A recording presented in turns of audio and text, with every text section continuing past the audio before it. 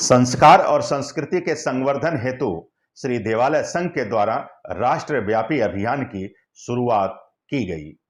इसी कड़ी में उत्तर प्रदेश के बड़ौत में गंगा अवतरण दिवस के अवसर पर सम्मान समारोह का भव्य आयोजन किया गया। इस कार्यक्रम में अंतर्राष्ट्रीय सूर्यवंशी अखाड़ा के द्वारा दादी मां रुक्मिणी देवी को मरणोपरांत संत की उपाधि से सम्मानित किया गया। कार्यक्रम में मुख्य अतिथि के रूप में श्री देवालय संघ के चेयरमैन डॉक्टर वेद प्रकाश गुप्ता एवं संयोजक श्री श्री 1008 महामंडलेश्वर आचार्य कृष्ण विश्रुत पाणी अंतर्राष्ट्रीय प्रवक्ता सूर्यवंशी अखाड़ा जी के नेतृत्व में यह भव्य आयोजन संपन्न हुआ। इसके साथ साथ समाज में उत्कृष्ट योगदान के लिए प्रबुद्ध समाज सेवियों, शिक्षाविदों, शिक्षकों और चिकित्सकों को विभिन्न सम्मान से सम्मानित किया गया। कार्यक्रम में आए प्रबुद्ध जनों ने क्या कुछ कहा, आइए सुनते हैं। हम माओ त्से तुंग ने जब जीन की क्रांति की तो उन्होंने स्कूल बच्चों को पकड़ा था। संस्कृति बचाने के लिए हम स्कूल बच्चों की तरफ जाएंगे। हम एक स्कूल को स्कूल प्रहरी के रूप में चुन रहे हैं। जैसे ISO नंबर दिया जाता है किसी चीज़ को, तो हम स्कूल को भी स्कूल प्रहरी बना रहे हैं, संस्कृति प्रहरी। तो हमारा प्रोग्राम ये रहेगा, कोई भी हमारा एक उद्देश्य है कि जो राष्ट्र या समाज अपनी संस्कृति और मूल्यों को नहीं बचा पाता वो नष्ट हो जाता है। तो हमारा ये कार्य है कि अपनी संस्कृति को बचाना है और राक्षसी वृत्तियों को हटाना है। किस तरह हटाना है? केवल बच्चों को संस्कार देकर। संस्कार और संस्कृति ही हमारा उद्देश्य है कि हम इन पर काम करेंगे और एक एक बच्चे को एक जैसे विवेकानंद जी चले गए कि मुझे नहीं मिले, ओशो भी चले गए मुझे नहीं मिले, लेकिन हम घर घर जाके अलग जगाएंगे। और 108 जो आज का प्रोग्राम था, 108 मन के 108 जागृत व्यक्ति तैयार करने होंगे। वे ढूंढ रहे थे, हम उसे तैयार करेंगे। आज 108 व्यक्ति यहाँ पर तैयार हुए हैं। अब इस पर कितना रिजल्ट आता है, उसके परिणाम, उसके बारे में हम लोग डिस्कस करेंगे और एक प्लानिंग कर दी गई है। लगभग 108 के 108 आज तैयार थे।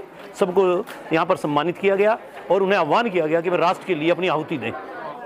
जहाँ तक हमारे सांस्कृतिक मूल्यों की बात है, हमारे संस्कारों की बात है, हमारी संस्कृति की बात है, निसंदेह मैं ये कह सकता हूँ कि ये परिवर्तित हुई है। जब हम मूल्यों की बात करते हैं, मानवीय मूल्यों की बात करते हैं और उनको संस्कारों से और संस्कृति से जोड़ते हैं या सभ्यताओं से जोड़ते हैं, तो हमने ये देखा है कि अलग अलग युगों में अलग अलग तरह की मान्यताएं प्रचलित रही हैं। मानव स्वभाव है, मानव का मन परिवर्तनशील है और दुनिया के सभी भूभाग पे ये परिवर्तन लगातार होता रहता है और ये क्रम है विकास का, चलता रहता है। हाँ, कुछ ऐसे मानवीय मूल्य होते हैं कि जिन्हें हम चाहते हैं कि वो संरक्षित रहें, वो डिस्टर्ब ना हो, वे इंटैक्ट रहें, उनमें कोई डिवीज़न ना हो।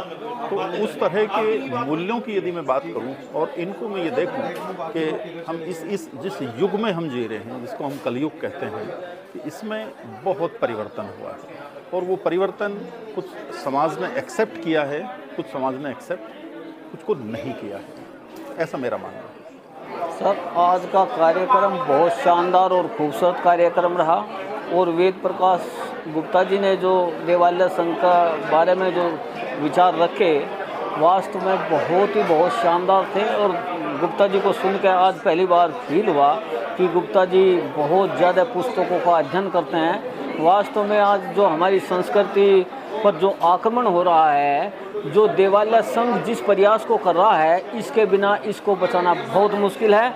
और मैं समझता हूं कि आज देवालय संघ को एक नई शक्ति मिली है। बड़ौत का जितना भी बुद्धिजीवी वर्ग, कर्मठ वर्ग और एलीट क्लास थी, आज वो देवालय संघ के कार्यक्रम बड़ौत में उपस्थित थी और हर कोई व्यक्ति गुप्ता जी से प्रभावित रहा। और हमें गुप्ता जी की माता जी को संत की उपाधि देने में भी हमारी टीम को बहुत अच्छा लगा। बहुत बेहतरीन प्रोग्राम था। जो गंगा अवतरण दिवस पर 30 मई को ये प्रोग्राम हमने किया है, वो बहुत ही बेहतरीन। और सबसे बेहतरीन चीज़ ये था कि इस क्षेत्र के सारे विशेषज्ञ आए थे और बहुत सारा ज्ञान लेकर हम यहाँ से जाएंगे।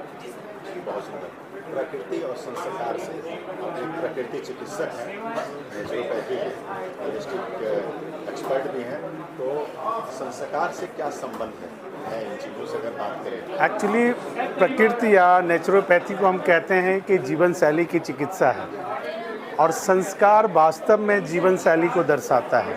आपका जो संस्कार है वो बताता है कि आपकी जीवन शैली कैसी होगी, तो इसी से तय होता है कि आपका स्वास्थ्य कैसा होगा। इसलिए संस्कृत और प्रकृति एक माँ के दो बच्चे हैं। अपना नाम बता दें। मैं प्रबोध कुमार सिंह। बहुत अच्छा लगा, बहुत दिव्य लोगों का एकत्रीकरण था। ये संस्कृति को आगे बढ़ाने के लिए समयानुकूल है, माने विशेष योग है।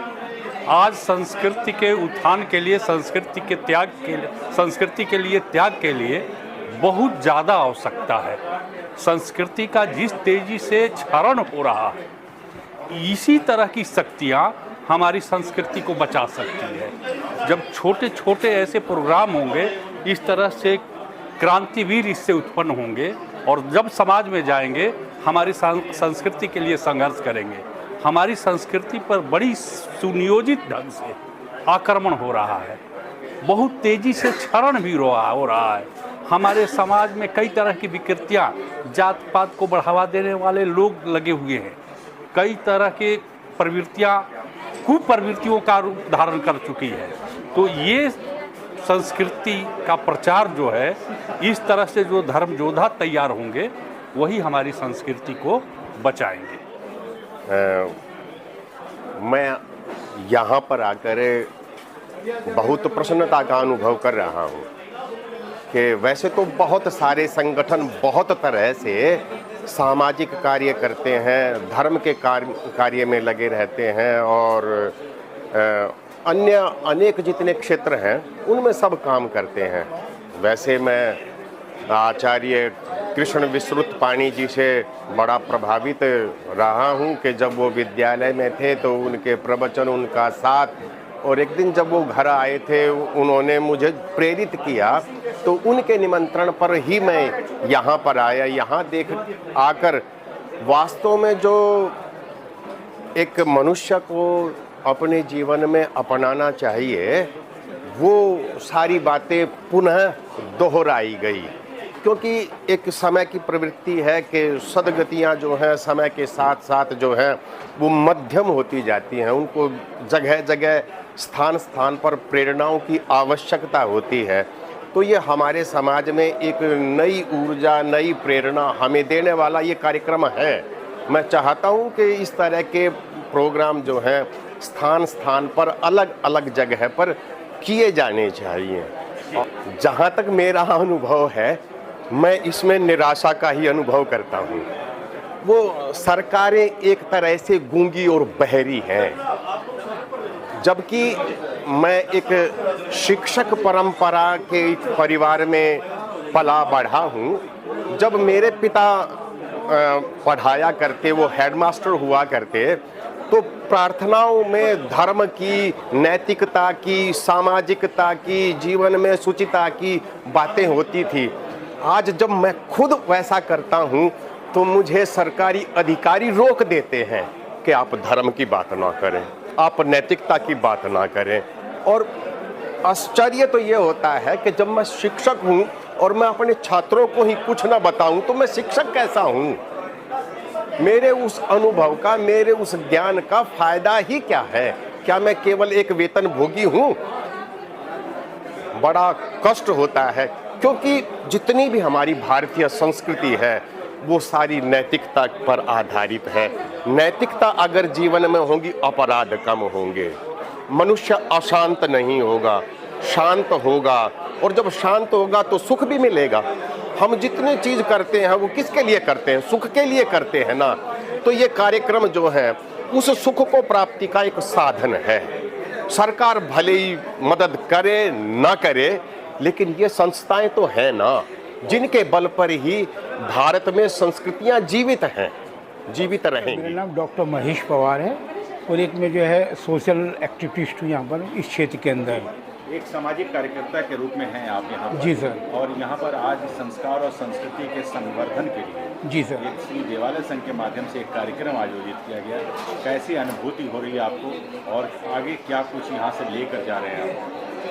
देखिए मुझे वैसे तो मैं बड़ा सौभाग्यशाली अपने आप को समझता हूँ कि मैं ऐसे महापुरुषों के बीच में आज जो उपस्थित, अपनी गौरवशाली है मेरी उपस्थिति, और बहुत ही अच्छा लगा क्योंकि जैसे कि संस्कृति के बारे में, संस्कार के बारे में यहाँ पर जानकारी मिली। तो आप जानते हैं कि अच्छी संस्कृति तभी बन कर सकती है जब हमारे अंदर अच्छे संस्कार होंगे, और संस्कार अच्छे होंगे, संस्कृति अच्छी बनेगी। जब संस्कृति अच्छी बनेगी तो हमारा राष्ट्र भी फिर जो है एक अच्छा उन्नत राष्ट्र बन पाएगा।